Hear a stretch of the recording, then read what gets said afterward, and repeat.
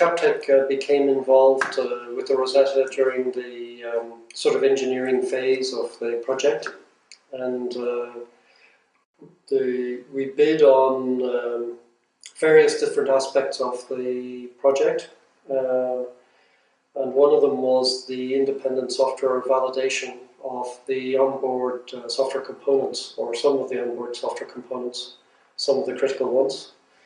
So that was quite a large project which ran over several years.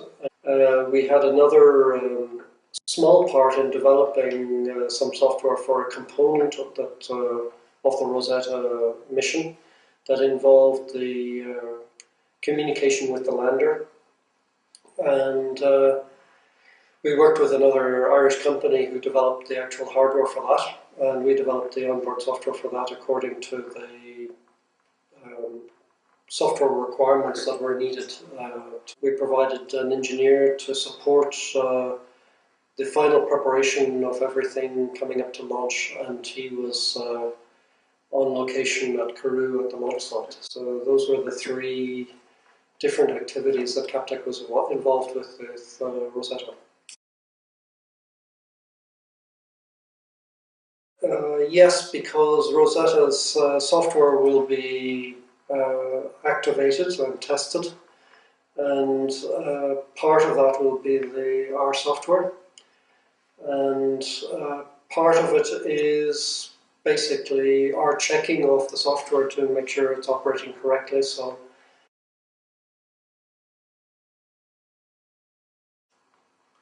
I was greatly influenced by my headmaster at secondary school, who was a very good teacher, and he was disciplinarian and very fair. And he spent a lot of time with me helping me decide where I should pursue my future from secondary school level. But the thing that was important was that he stimulated my interest in mathematics, and he stimulated my interest in science. Very well, my science and applied maths teacher in secondary school, and I think he was probably my biggest inspiration, because he really was passionate about his students and about what he was teaching, about his subjects, and I don't think he helped me with selecting a career, but he certainly made me interested in science and mathematics and the application of mathematics. Well, I think maths and applied maths and physics, and to a certain extent languages like French or English. I think it's essential to be able to express yourself well. I suppose what I like best is being able to produce a winning proposal. I didn't realize that I liked writing until I became involved in the sort of complicated proposals that are involved in the European Space Agency procurements.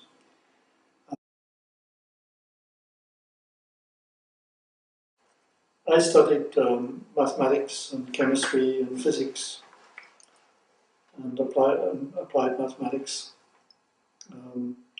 I did a double degree in applied math and physics, which was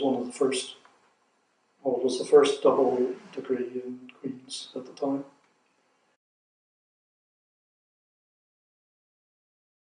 Well, I guess it's natural if your dad is an engineer and he's worked in that sort of business that you would always be interested in technical things. But I remember being given a tour of the Concorde in Paris once when I was a child, and I remember thinking I'd love to be a Concorde pilot.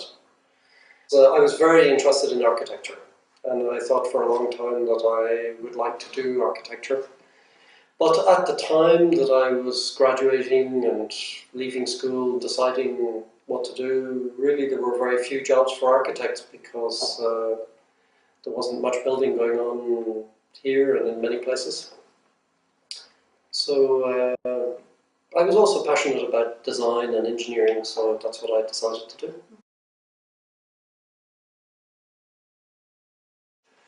Well, I think the industry is changing as time goes on, and there's new people entering. We had China with their manned space program recently putting a rover onto the moon. I think we're going to see India and China and other countries becoming involved in space activity. And we'll always need some form of commercial activity in space for weather satellites and communication satellites, and there'll be more and more satellites able to monitor what's going on the ground and provide facilities for people living here. You still have to remember that space is a very hazardous environment, and we're really at the very beginning of exploration and the very beginning of understanding everything to do with where we live. And I think there'll always be the possibility for new discoveries and new science in space.